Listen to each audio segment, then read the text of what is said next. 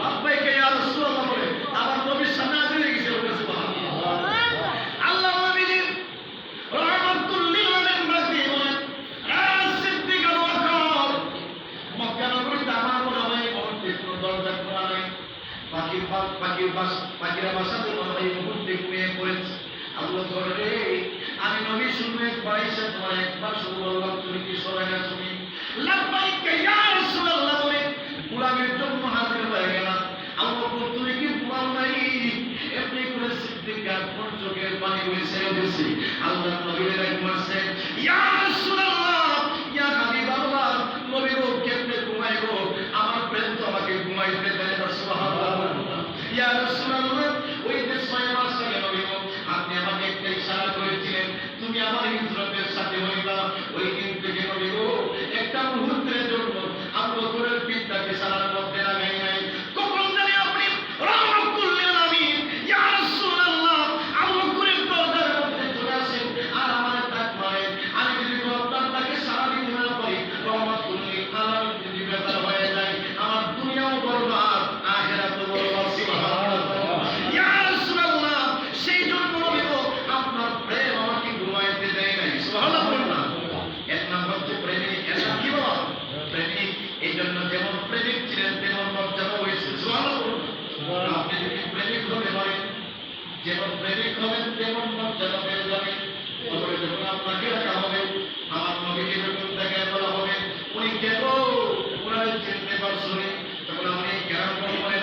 আপনি বলতে হবেন না উনি আমার নবী আপনার পক্ষ থেকে বলে দেবেন উনি হচ্ছেন আমার উম্মত। জুড়ে বলেন সুবহানাল্লাহ।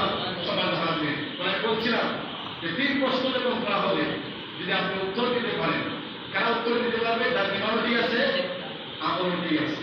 যখন আপনি এই 3 প্রশ্নের উত্তর দিয়ে দেবেন তখন একদম ঘোষণা দেবে আনসালাকা আব্দি আমার বান্দা যা বলেছে সব সত্য বলছে। সুবহানাল্লাহ। ফাফরিসুহু মিনাল জান্নাহ জান্নাতে বিছানা তার কবরে বিছায়া দাও। ওয়ালবিসুহু মিনাল জান্নাহ জান্নাতি পোশাকটাকে পরায় দাও। সবাই হাজির। তারপরে হাদিসের মধ্যে আসছে ওয়াফতাহু লাহু বাবান ইলাল জান্নাতি আপনার কবর থেকে জান্নাত বরাবর একটা দরজা ওপেন করে দেওয়া হবে, খুলে দেওয়া হবে এবং জান্নাত বরাবর দরজা একটা করে দেওয়া হবে। তখন ওই জান্নাতের আবহাওয়া যখন আপনার কবরে এসে ঢুকবে আপনার গায়ে লাগা মাত্রই আপনার এত আরামের ঘুম আপনার লাগবে বলে কিয়ামত পর্যন্ত সেই ঘুম আর ভাঙবে না। তাহলে বলছিলাম 5 ব্যক্তিকে আল্লাহ তাআলা মৃত্যুর সাথে সাথে কবর আযাব কি করে দিবেন? মাফ করে দিবেন। এক নাম্বার কি? না ইমানও ঠিক আছে আমলও ঠিক আছে। এক নাম্বার ঠিক আছে। 2 নাম্বার হচ্ছে ওই ব্যক্তিকে আল্লাহ তাআলা মৃত্যুর সাথে সাথে তাকে মাফ করে দিবেন যে মানুষটার মৃত্যু হয় জুমাবারে। শুক্রবারে কি বারে? শুক্রবারে মর্যাদা করেছি। তবে সত্য হচ্ছে ইমানদার হবে। সত্য দিব ইমান থাকতে হবে। ইমান যদি থাকে আর যদি আপনার মৃত্যু শুক্রবারে নসিব হয় তাহলে নবীজির হাদিস সাক্ষী দেয় আপনি কবরে আযাব মাফ করে দিবেন। এটা হাদিস বলে তাহলে শুনেন। আল্লাহর হাবিব বলেছেন মা মিন মুসলিমিন ইয়ামুতু ইয়াওমাল জুমআতি আও লাইলাতাল জুমআতি। আল্লাহর হাবিব বলেছেন কোন মুসলমানের মৃত্যু যদি জুমার দিনে অথবা জুমাবারের রাত্রিতে হয়, সুবহানাল্লাহ, দিনে অথবা রাত্রিতে হয় ইল্লা ওয়াকাহুল্লাহু ফিতনাতাল কবর আল্লাহ পাক তার কবরে আযাব মাফ করে দিবেন। যেটা হচ্ছে শুক্রবার দিন এবং রাতের মর্যাদা। আফসোস হচ্ছে মুখ্য বিষয় হচ্ছে এই জুমার দিনটা হলে বাবা গুরুত্ব দেয় না। কথা বলে ঠিক আছে বয়ে দেয় না। তাহলে রুয়া শেষ হোক রূপা শেষ হোক কোনো সময় সেটা নামাজটা করে কথা বলতে বেড়া জানে না যে জুমাবার দিনে আগে আল্লাহ হাবিব বলেছেন যখন জুমার আযান হয়ে যায় তখন মসজিদের প্রত্যেকটা দরওয়াজায় 2 জন করে ফেরেশতা দাঁড়িয়ে যায়। সুবহানাল্লাহ। তাই তাকে হাতের মধ্যে সওয়াবের ডায়েরি যে সর্বপ্রথম ইসলাম মসজিদে প্রবেশ করে এটা উট সরকার করে দিয়ে সওয়াব হয়। আল্লাহ পাক তাআলা আল্লাহ সেই সওয়াব দিয়ে দেন।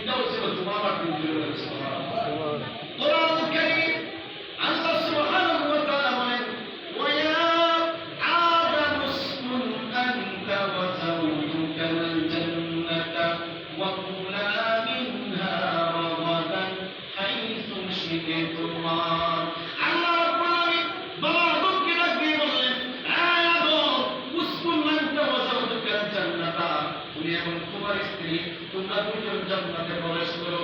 জান্নাতে যত নিয়ামত রয়েছে, নাজ নিয়ামত রয়েছে, সমস্ত নাজ নিয়ামতগুলি ওয়াকুলা মিনহা রাগাদান হাইতু শি'তুমা, বক্ষণ করে কোনো বাধা নাই। তবে আমি আল্লাহ একটা বাধা দিচ্ছি, একটা নিষেধ করতেছি। বলে কি নিষেধ? আল্লাহ পাক বলেন ওয়ালা তাকরাবা হাদিহিস শাজারা, ওই যে একটা গাছ দেখতেছো, যে গাছের নাম হচ্ছে বাবা আপনার কিতাবের মধ্যে আছে, যেটাকে আমরা গন্ধম ফল গাছ নামেছি। সুবহানাল্লাহ বললাম। আল্লাহ পাক বলেন এই গাছের ফল খাইবা বলে ওটা নিষেধ যাও না। বলে সুবহানাল্লাহ। তুমি যাও তাতাকুনা মিনাস সালিহিন, সালিহদের অন্তর্ভুক্ত হয়ে যাবা। বাবা আমার কথা অনেক লম্বা, শয়তানের দোকায় পড়ে শয়তান আদম আলাইহিস সালাতু ওয়াস সালাম ফল খাওয়ার যখন চেষ্টা করলেন, আল্লাহ রাব্বুল আলামিনের বিধানকে অমান্য করার কারণে জান্নাত থেকে আল্লাহ তাআলা বহিষ্কার করে দিলেন। আল্লাহ তাআলা যেদিন আদম এবং আমাদের হাওয়া আলাইহিস সালামকে জান্নাত থেকে বহিষ্কার করলেন, ওই দিনটা হচ্ছে পবিত্র জুমাবার দিন। জুড়ে জুড়ে বলেন সুবহানাল্লাহ। এই জুমা দিনের অনেক বৈশিষ্ট্য রয়েছে, সেই জন্য আল্লাহর কাছে এই জুমাবার দিনের অনেক দাম ধরে বলেছে। সবাই বাড়াতে এই জুমাবার দিন যদি কেউ মারা যায়, বিগত বাড়াতে আল্লাহ পাক সেই দিনের বরকতে তার কবরে আল্লাহ কি করবে? মাফ করে দেবে। সত্যি কি? ইমানদার হতে হবে। সত্য কি হবে? ইমানদার হতে হবে। এই জন্য আল্লাহর কাছে বেশি বেশি ফরিয়াদ করা, এ আল্লাহ আমার যেই দিন মৃত্যু দিবার সেই দিন যেন জুমাবার দিন হয়। বলেন আমিন। সেই মাসটা যেন রমজান মাস হয়, রাতটা যেন লাইলাতুল কদরের রাত্রে হয়। কারণ ওই দিনে ওই রাত্রিতে কিছু কিছু মনে আছে, কিছু সময়ের সাথে যেমন কিছু মৃত্যু আছে, যে সময়ের সাথে মৃত্যু হওয়ার কারণে আল্লাহ পাক কবরে আযাব কি করে দেয়? মাফ করে দেয়। বলেন সুবহানাল্লাহ। সবাই তাহলে তাহলে দুই নাম্বার ব্যক্তি চাইলাম যে জুমাবার রাত্রে যত দিনে মারা যায় আল্লাহ পাক তাকে কি করে দেয়? কবরে আযাব মাফ করে দেয়। এবার তিন নাম্বার ব্যক্তি হচ্ছে ওই ব্যক্তি যিনি আল্লাহর জন্য শহীদ হয়। বলেন সুবহানাল্লাহ। যিনি আল্লাহর জন্য কি হয়? শহীদ হয়। আল্লাহ পাক রব্বুল আলামিন তার মৃত্যুর সাথে সাথে তার কবরের আযাবকে মাফ করে দেবেন। আমার এক হুজুরে শহীদের কথা একটা হাদিস আমাদেরকে দর্শ দিচ্ছিলেন, আমার এক দৌড় লাগছিল, সেই হাদিসটা আমি খুব করে রাখছিলাম যে আমি কোনো সময় কোনো জায়গায় যদি আমি সুযোগ পাই তাহলে সেই হাদিসটা ইনশাআল্লাহ আমি আপনাদেরকেও শোনাবো। বলে আলহামদুলিল্লাহ। সবাই কথা বলেন এই যে হাদিসটা আমি খুব করে রাখছিলাম যে কোনো সময় যদি সুযোগ হয় তাহলে আমি সেই হাদিসটা আপনাদেরকে শোনাবো। শুনতে হবে ইনশাআল্লাহ। এই নাম্বার ব্যক্তি ওই ব্যক্তি যিনি আল্লাহর রাস্তায় কি হয়? শহীদ হয়। তিনি মৃত্যুর সঙ্গে সঙ্গে তার কবরে আযাব কি হয়ে যায়? মাফ হয়ে যায়। এমন কি শুধু তাই নয়, আল্লাহ তাআলা বলেছেন লিশহীদি ইনদাল্লাহি সিত্তু হিসাব, একজন শহীদের জন্য আল্লাহর কাছে ৬০টি মর্যাদা বরাদ্দ রয়েছে। বলেন সুবহানাল্লাহ। কয়টি মর্যাদা? ৬০টি মর্যাদা আল্লাহ তাআলা বরাদ্দ করে রাখছেন। আল্লাহ তাআলা বলেছেন এক নাম্বার হচ্ছে ইউগফারু লাহু ফি আউয়ালি রাফআতি, শহীদের শরীরের প্রথম রক্তের ফোঁটা জমিনের মধ্যে দিয়ে হয়, আল্লাহ পাক তার জীবনের গুনাহকে মাফ করে দেবেন। বুঝতে পারছেন? শহীদের শরীরে প্রথম রক্তের ফোঁটা জমিনের মধ্যে দিয়ে হয়, আল্লাহ পাক তার জীবনের গুনাহ কি করে দেয়? মাফ করে দেবেন। সুবহানাল্লাহ। তারপরে আল্লাহ তাআলা বলেন ওয়ায়ারা মাকানাহু মিনাল জান্নাহ, একজন শহীদ যখন মৃত্যু হয় তখন আল্লাহ তাআলা পুরো জান্নাতটা তার চোখের সামনে ধরে রাখে। সে জান্নাত দেখে দেখে, জান্নাতের নাজ নিয়ামত দেখে দেখে দুনিয়ার জমিন থেকে বিদায় নিয়ে চলে যায়। বলেন সুবহানাল্লাহ। তারপরে আল্লাহ হাবিব বলেন তিন নাম্বার হচ্ছে ওয়ায়ুজাউ মিন আযাবিল কবর, আল্লাহ রাব্বুল আলামিন শহীদের কবরের আযাব মাফ করে দেবেন। সুবহানাল্লাহ। আমরা আলোচনা করেছি যে 5 ব্যক্তির মৃত্যুর সঙ্গে সঙ্গে আল্লাহ পাক কবরের আযাব কি করে দেয়? মাফ করে দেয়। তাহলে তিন নাম্বার যে মর্যাদা শহীদের সঙ্গে ওয়ায়ুজাউ মিন আযাবিল কবর, আল্লাহ পাক শহীদের কবরের আযাব কি করে দেয়? মাফ করে দেয়। বলেন সুবহানাল্লাহ। আমাদের গেস্টের হুজুর আছে, আল্লাহ পাক ওনাকে হায়াতুল ইবাদত করতে বলেন আমিন।